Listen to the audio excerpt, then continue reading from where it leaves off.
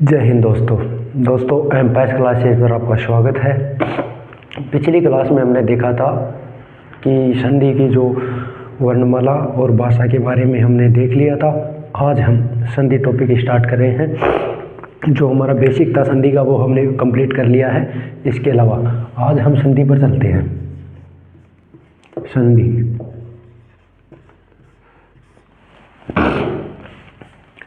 पहली बात तो यह है कि सर संधि होती क्या है, संधि है क्या। संधि की बात करें तो संधि एक यौगिक शब्द है। संधि एक यौगिक शब्द है। संधि यौगिक शब्द है। सर इसका अर्थ क्या होता है? तो संधि का अर्थ होता है योग या फिर जोड़।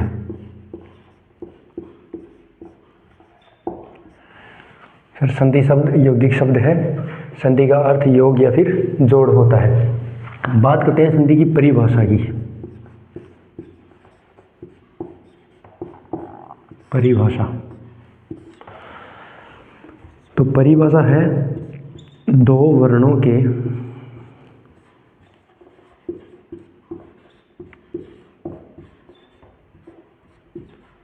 मेल से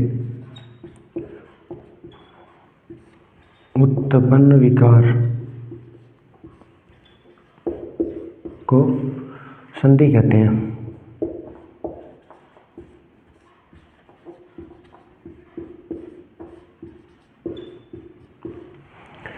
सर जैसे एग्जांपल देखें हम, रमा प्लस ईश बराबर रमेश।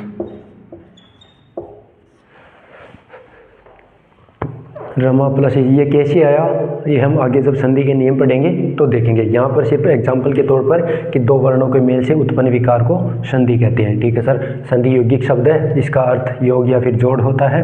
दो वर्णों के मेल से उत्पन्न विकार को संधि कहते हैं और ये एग्जाम्पल। ठीक है सर, यहाँ तक तो ठीक है। आगे हम संधि के प्रकारों की बात करें तो संधि के तीन प्रकार होते हैं। पहला स्वर संधि, स्वर संधि। दूसरा व्यंजन संधि,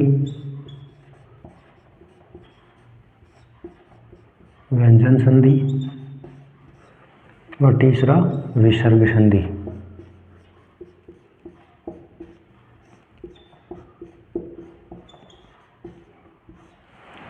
ठीक है सर, हमें ये पता चल गया संधि के बारे में कि संधि एक यौगिक शब्द है जिसका अर्थ योग या फिर जोड़ होता है। संधि की परिभाषा हमने देख ली कि दो वर्णों के मेल से उत्पन्न विकार को संधि कहते हैं। संधि के तीन भेद हैं, तीन प्रकार की होती है, स्वर संधि, व्यंजन संधि और विसर्ग संधि। यहाँ तक उतार लीजिए, स्क्रीनशॉट ले लीजिए इसका। अब पहले हम पढ़ेंगे स्वर संधि को।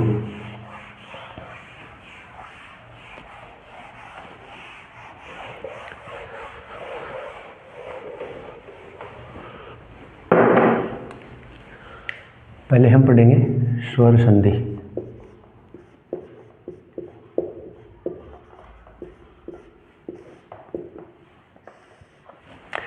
बात करें हम स्वर संधि की तो स्वर संधि की परिभाषा कि दो स्वरों के मेल से उत्पन्न विकार को स्वर संधि कहते हैं। ठीक है सर। स्वर संधि के 5 भेद होते हैं। स्वर संधि के 5 भेद होते हैं। सर कौन कौन से? पहला है दीर्घ स्वर संधि, दीर्घ स्वर संधि। ठीक है। दूसरा हो गया गुण स्वर संधि, गुण स्वर संधि। तीसरा हो गया वृद्धि स्वर संधि। चौथा हो गया यण स्वर संधि। और पांचवा है अयादि, अयादि स्वर संधि। ठीक है सर। जो हमारी स्वर संधि है उसके 5 भेद होते हैं। 5 भेद, पहला भेद दीर्घ स्वर संधि, दूसरा गुण स्वर संधि, तीसरा वर्धी स्वर संधि, चौथा यण स्वर संधि और पांचवा अयति स्वर संधि। ठीक है सर, हमारे जो स्वर संधि है उसके 5 भेद भी हो गए। अब इनमें अंतर क्या है, तो हम एक चार्ट के माध्यम से एक बार बता देते हैं आपको। चार्ट बना लीजिए आप एक।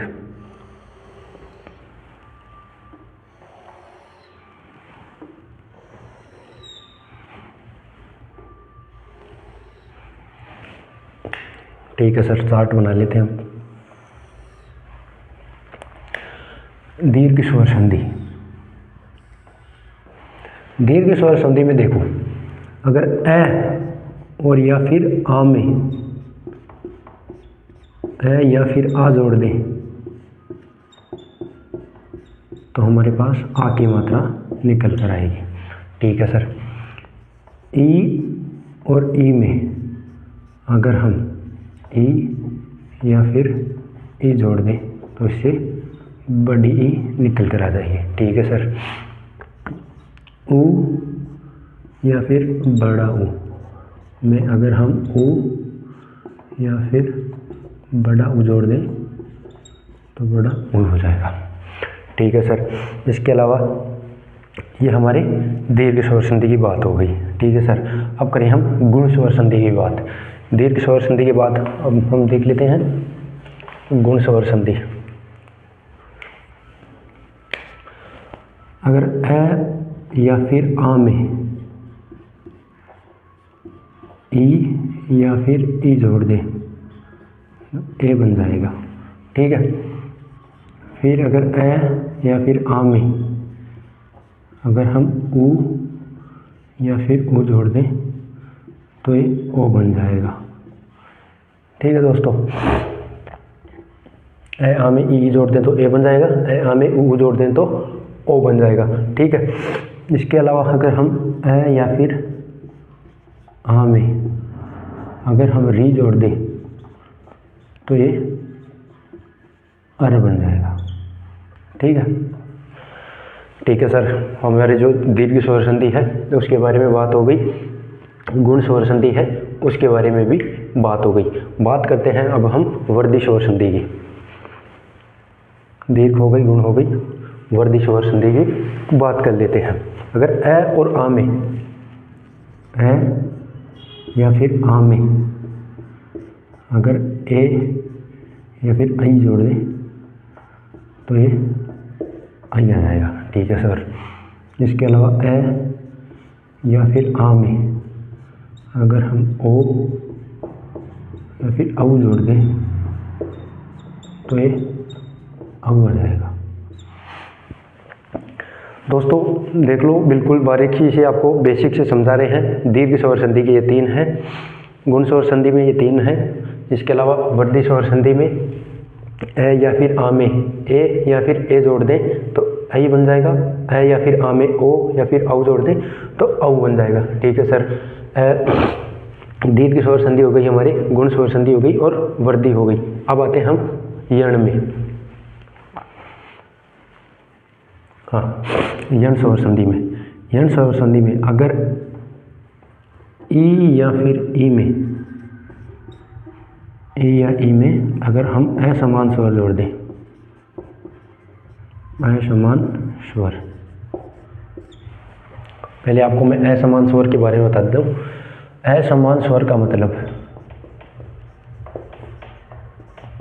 असमान स्वर का मतलब होता है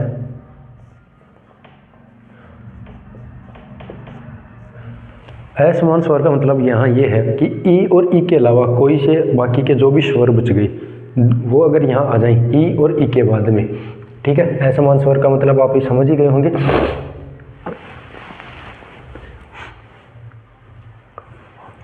तो ई और ई के बाद अगर असमान स्वर आ जाएं तो ये बन जाएगा ये। ठीक है। ठीक है सर, इसके अलावा अगर ऊ या फिर बड़े ऊ में असमान स्वर जोड़ दें, असमान स्वर, अगर असमान स्वर जोड़ दें तो ये वह बन जाएगा। ठीक है सर, इसके अलावा अगर री में अगर असमान स्वर जोड़ दें, ए समान स्वर जोड़ दें तो ये फिर र बन जाएगा। ठीक है दोस्तों, यहाँ तक समझ में आ गया। अब देखो दोस्तों, आगे हम बात करते हैं, यहाँ तक एक बार उतार लीजिए। आगे हम बात करें अयादी स्वर संधि की। तो अयादी स्वर संधि है, अयादी बच गई हमारी। अयादी स्वर संधि में, अयादी स्वर संधि में अगर हम ए में अगर असमान स्वर जोड़ें, असमान स्वर जोड़ें, इसके अलावा आई में असमान स्वर जोड़ें,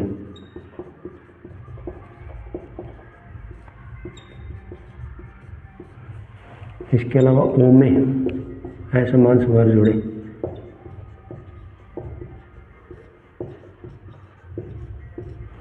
और आउ में असमान स्वर।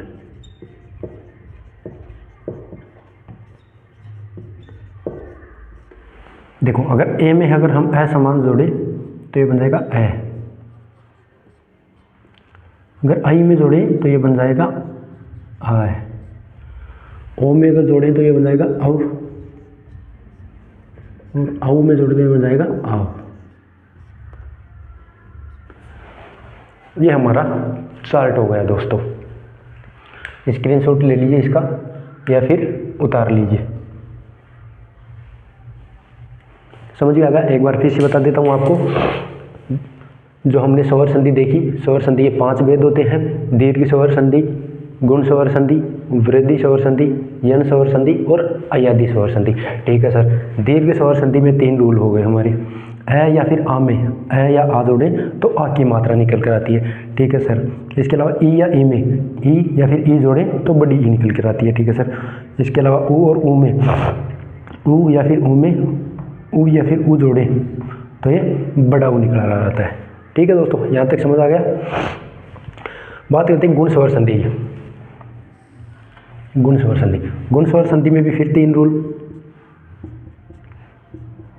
ए या फिर आ में अगर ई या फिर ई जोड़े तो ये ए बन जाएगा। ए या आ में ऊ या फिर ऊ जोड़े तो ये ओ बन जाएगा, या फिर ए या फिर आ में री जोड़े तो ये अर बन जाएगा। ठीक है दोस्तों। बात करें हम वर्धी स्वर संधि की। वर्धी स्वर संधि में फिर 2 रूल हैं। अगर ए या फिर आ में अगर ए या फिर बड़ा आई जोड़े, ए या फिर आई जोड़े तो ये आई बन जाता है। इसके अलावा ए या फिर आ में ओ या फिर औ जोड़े तो ये औ बन जाता है। यण स्वर संधि की बात कर ले हम। यण स्वर संधि में फिर 2 रूल हैं। अगर ई या फिर ई में असमान स्वर जोड़े, असमान स्वर का मतलब आप समझ गए होंगे दोस्तों। असमान स्वर का मतलब है ई या फिर ई के अलावा यहाँ कुछ भी स्वर आ जाए, इन 2 के अलावा जो बाकी के स्वर आ जाएं इनसे आगे या फिर उनकी मात्राएं तो ये में बदल जाएगा। ठीक है सर। ऊ या ऊ के बाद असमान स्वर आए तो ये व में, और री के बाद में अगर असमान स्वर आए तो ये र में बदल जाएगा। अयादी स्वर संधि की अगर हम बात करें तो इसमें एक ए में अगर असमान जोड़े तो आई बन जाएगा, आई में अगर असमान जोड़े तो ये फिर आय बन जाएगा, ओ में अगर असमान स्वर जोड़े तो ये औ बन जाएगा, और औ में असमान स्वर जोड़े तो ये आओ बन जाएगा। ये हमारी जो है स्वर संधि है उसके 5 भेद इस प्रकार है। इनके एग्जाम्पल देख लेते हैं। पहले इसका स्क्रीनशॉट ले लीजिए, उतार लीजिए इसको। अब देखो दोस्तों, अब हम एक एक संधि को पढ़ेंगे। सबसे पहले पढ़े हम दीर्घ स्वर संधि।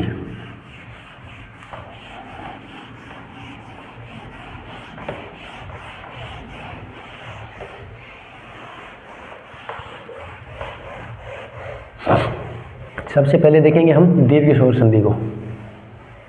स्वर संधि के 5 भेद पढ़ेंगे। उनमें पहला भेद है हमारा दीर्घ स्वर संधि। दीर्घ स्वर संधि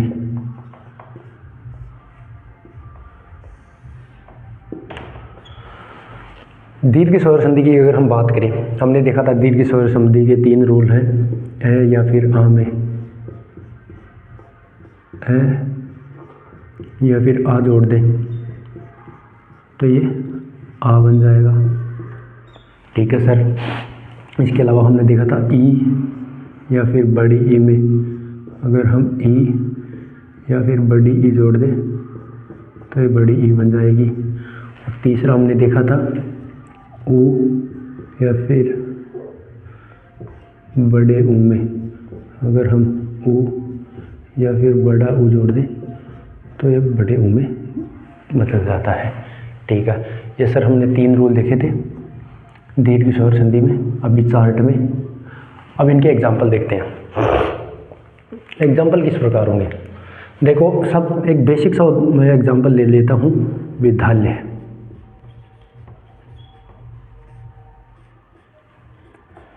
तो विद्यालय जो है हमारा वो टूटेगा विद्या प्लस आलय में, विद्या प्लस आलय में। ठीक है सर, यहाँ देखो आ की मात्रा, सर इसमें आ की मात्रा और ये आ और आ, ये देखो आ और आ जुड़कर आ बना रहे हैं, तो ये आ की मात्रा जुड़ी, यहाँ पर ये आ और आ की मात्रा जुड़कर आ बन गया, तो ये विद्यालय। आगे देखो, जैसे हम उदाहरण ले लें अगला, राम प्लस अनुज। राम का मतलब भगवान श्री राम और अनुज का मतलब छोटा, तो ये देखो यहाँ देखो मैं, यहाँ ए की मात्रा है और यहाँ भी ए है, ए और ए मिलकर आ बना लेंगे। ठीक है सर, तो ये परिवर्तन हो जाएगा आ में, ए या ए मिलकर आ में परिवर्तन हो गया, तो ये बन गया Ram plus Anuj is equal to Ramanuj. ठीक है दोस्तों, समझ में आ गया कि ये किस प्रकार से परिवर्तन हो रहे हैं। इसके अलावा हम एक उदाहरण और ले लें, जैसे हम ले लें महात्मा का ले लें, महात्मा, महात्मा का करो संधि विच्छेद। दोस्तों कमेंट बॉक्स में लिखो।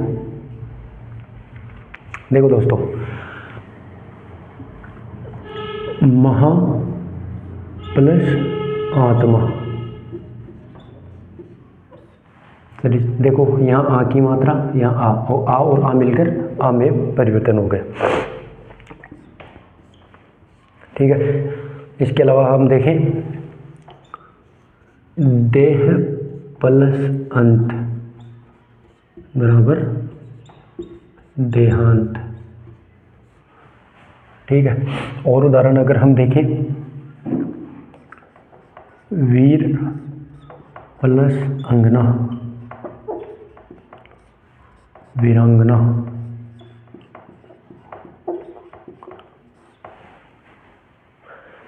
इसके अलावा अगर हम देखें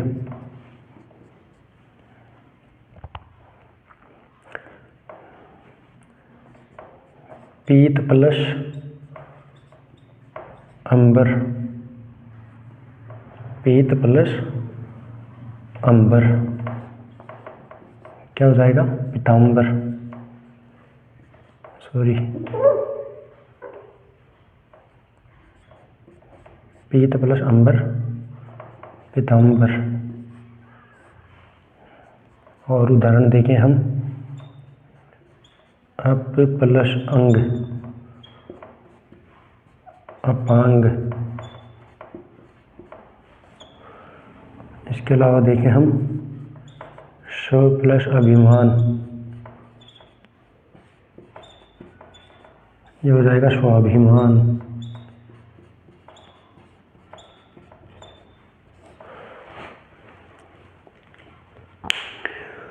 ये तो देखो हमने ए या आ के उदाहरण देख लिए। इसके अलावा अगर हम देखें मुनि प्लस इंद्र, इसके अलावा हरि प्लस ईश, इसके अलावा रमा प्लस ईश, इसके अलावा भू प्लस ऊर्जा, इसके अलावा भू प्लस उष्मा। इनका करो दोस्तों।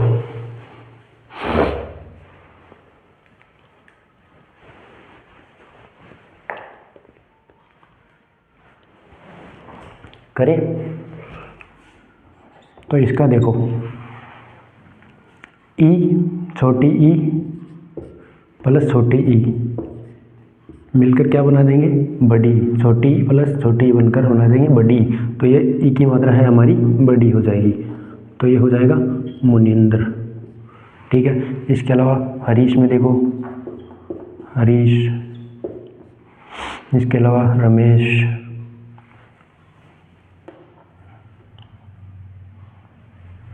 ये तो सॉरी अगले उसका आ गया।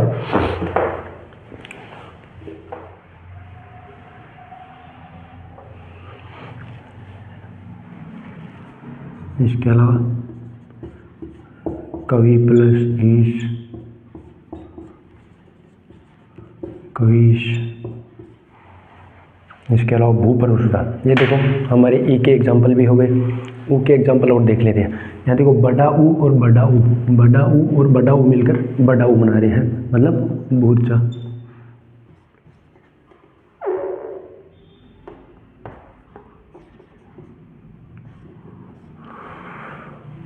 भू प्लस उष्मा इक्वल टू भूष्मा। ठीक है दोस्तों, यहाँ तक समझ में आ गया। एक दो एग्जाम्पल और देख लें। वधु प्लस ऊर्जा, वधूर्जा।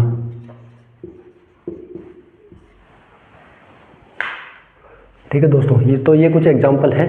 इन एग्जाम्पलों को आप उतार लीजिए या फिर इनका स्क्रीनशॉट ले लीजिए। ठीक है दोस्तों, तो आज हमने देख लिया दीर्घ स्वर संधि को। मैं फिर से एक बार रिपीट कर देता हूँ। पहले हमने संधि की जो है संधि शब्द के बारे में देखा कि संधि एक यौगिक शब्द है। उसके बाद में हमने देखा संधि का अर्थ, तो संधि का अर्थ योग या फिर जोड़ होता है। फिर हमने संधि की परिभाषा देखी, परिभाषा के बाद संधि के प्रकार देखे। संधि के प्रकारों में पहला था हमारा स्वर संधि, दूसरा था हमारा व्यंजन संधि और तीसरा था विसर्ग संधि। पहला हमने स्वर संधि जो पढ़ना स्टार्ट किया, स्वर संधि पढ़ना स्टार्ट किया तो हमने देखा कि स्वर संधि के 5 भेद हैं। पहला दीर्घ स्वर संधि, दूसरा गुण, तीसरा वृद्धि, चौथा यण और पांचवा अयदि। तो पांचों भेद देखे। पांचवें भेदों में हमने पहला भेद देखा दीर्घ स्वर संधि। दीर्घ स्वर संधि में हमारे जो तीनों रूल थे कि ए या फिर आ में ए या आ मिलने पर आ बन जाता है, ई या ई में ई या ई मिलने पर बड़ी ई मिल जाती है, ऊ या ऊ में ऊ या ऊ मिलने पर बड़ा ऊ मिल जाता है। तो इस प्रकार से हमने दीर्घ स्वर संधि को देखा। फिर दीर्घ स्वर संधि के हमने उदाहरण देखे। तो दोस्तों मैं आपसे उम्मीद करता हूँ आपको समझ आया होगा। तो अगली क्लास में हमने जो पढ़ा है उनके जो इसके 4 भेद और हैं स्वर संधि के, वो चारों भेद अगली क्लास में देखेंगे। इसके साथ जय हिंद दोस्तों।